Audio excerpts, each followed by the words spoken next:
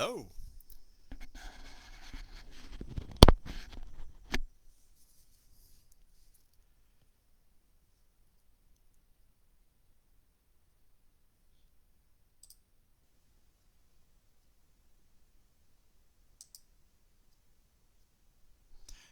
Hello.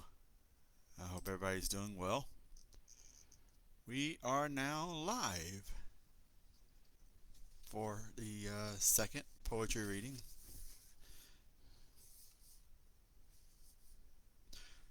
So let me get started by telling you about this book, Devil Gentleman, Losing the Magic of Love. The title was actually given to me or suggested to me by my friend Dwight Kirk. He is riding solo on YouTube and here at Facebook, and he basically does simulated games for Madden, NCAA, and things. So if you get a chance, go check him out.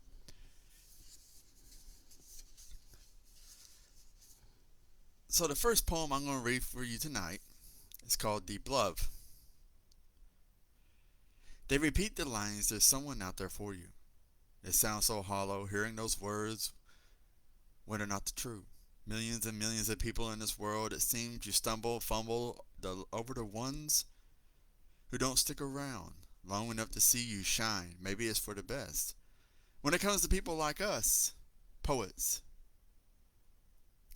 we know what love is. We dream, express it in so many forms, in 100 ways. They can't even fathom how deep love can become. We also know how we desire to be loved, held, and kissed. We want the love we lost given to the world, and that frightens us. And no, sorry. And that frightens people who can't love soul deep. All they can do is linger on the surface of things because that's all they know. And they had no time to learn what the meaning of true love is. And this poem was written about those situations where you run into people who basically, tell you that, oh, you'll find somebody, there's somebody out there for you, or why don't you go on this website, on this dating site, and why don't you do this, and why don't you do that, and you meet all kinds of scammers, you meet different people who do different things, and you're just like, oh god dang, why do I have to deal with this? But for a poet like me and other poets out there, it's so hard to find somebody because you understand the meaning of love because you write about it. What the concept is in your mind, even though it could be a fantasy or something, but you know what that is the premise of love. And people these days are not geared towards loving other people. They are surface, whether it's friendships or lovers or whatever, or they try to basically become what that person wants instead of being themselves to begin with, which is really frustrating. The next poem is called Farthest. You touch the planets with your fingertips and breathe in stardust while bathing in the Milky Way. Your naked silhouette danced among the stars as you played with comets, tracing your travels with your fingers across the galaxy and pointing them to the farthest reaches of the universe, and calling them back like playing fetch. This is basically talking about the cosmos, talking about picturing a woman as the cosmos or as the universe and how she controls the stars and the things within the universe. Reaches. I would glide along, letting my fingers dip into the pool of your iris, just drifting along the ocean of your eyes, just peering into the deep, dark reaches of your soul as I stroke the embers of your heart, lighting the fire within you. This is a poem that I wrote basically talking about the soul of a woman. It's going to kind of get redundant here, I'm sorry to say. But it's just basically the truth. Rising. Oh, and a lot of times if you come across my poems, any of the poems, and you find a word that repeats from one poem to the next, that means that it come from a word prompt. So somewhere along those lines, there's another word prompt. I used it for a word prompt. And this one is called Rising. You dipped your hand testing the waters before taking a breath and plunging deep into the sun, letting your energy wash over you. You break the surface, fire dripping from your skin as embers run down your frame, tracing your curves as sparks dangle and fall from the tips of your hair, set ablaze the glow of your soul and shine through the eyes of a phoenix being reborn in the sun. So Reaches and Rising are both poems that deal with the word dip. So each, it can be like, different words that, coming from as a word prompt. The word dipped or dip is, so it basically goes into further. And I have a fascination with the entity of a phoenix and fire and everything, because I've encountered a lot of women who see themselves as fire, which is amazing in a way. You really don't see any women that really associate themselves with water or air or maybe earth or something to that.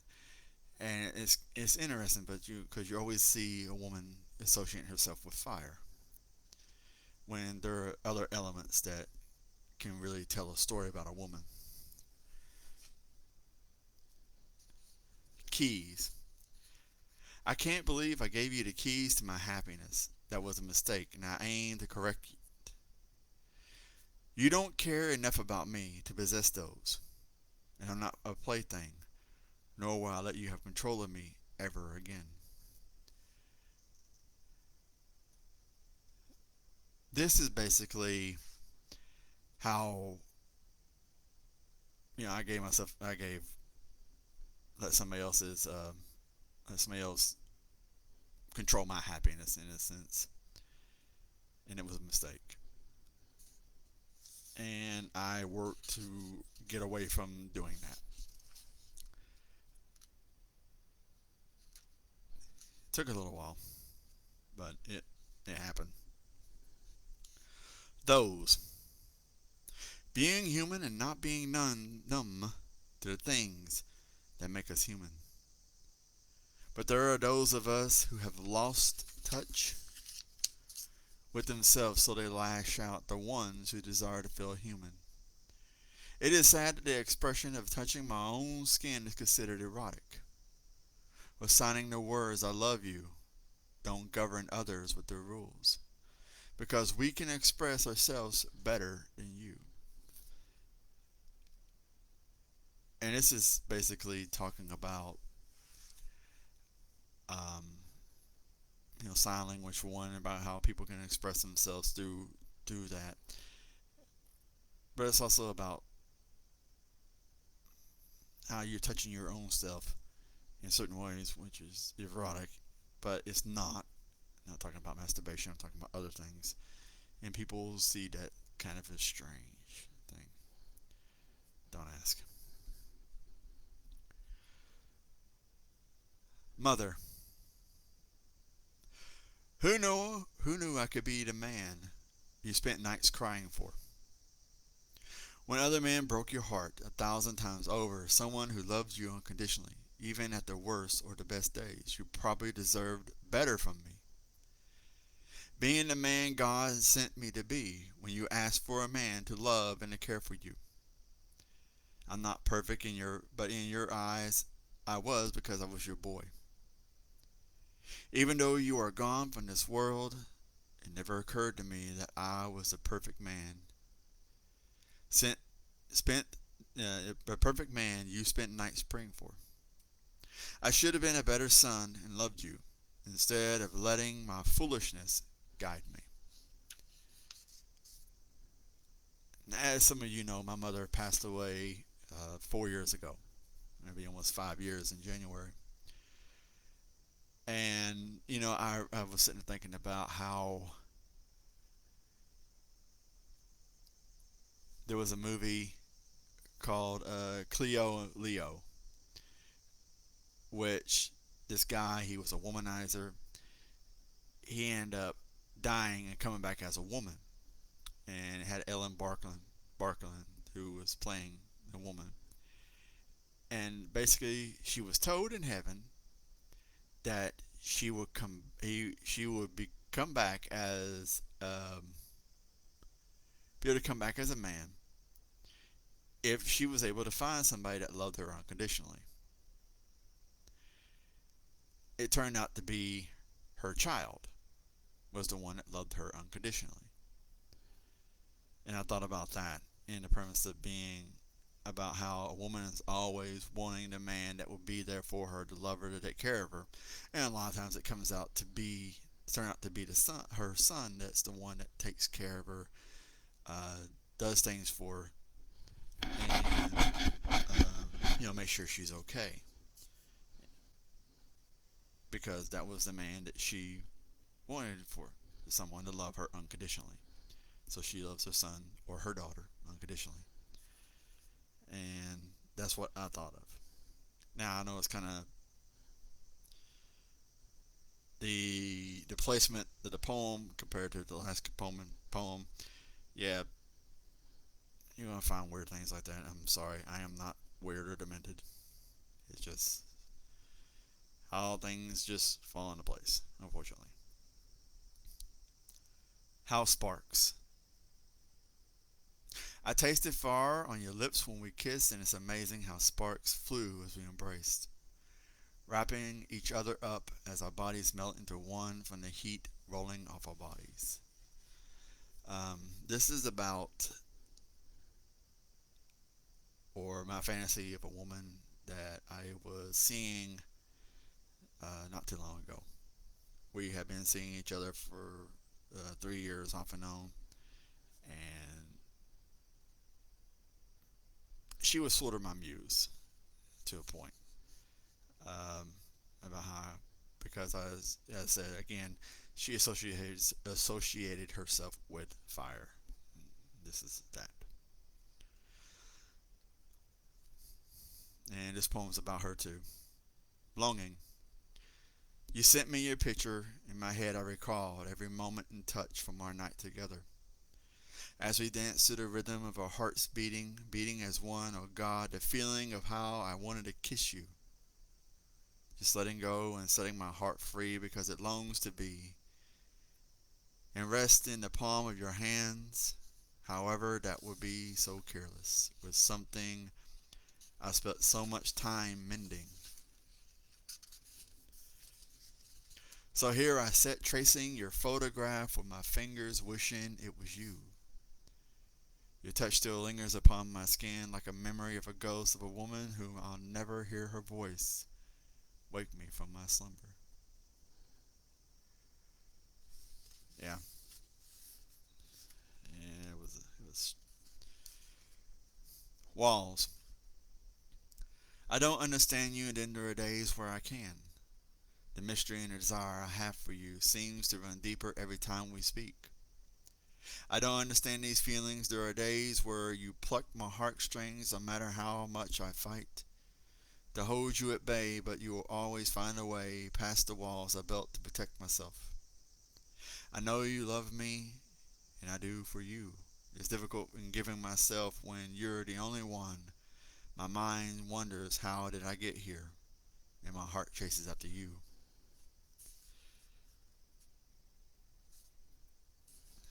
This is the last one because we're coming up on 15 minutes and I really don't want to be longer than 15 minutes. Light. If I could whisper your name to the heavens, would you answer me? Are you light years away, maybe waiting for the chance to shine your brilliant light into the darkness of my world, or waiting to add your light to mine? And we will stop there at page 27. So you can find this book and all my other ones, plus my newest one, Drowning in the Iris of a Woman, or my sensual book, Words Beneath Her Skin, on Amazon. Until next week, I will talk to you then. Y'all be safe, have fun. Good night.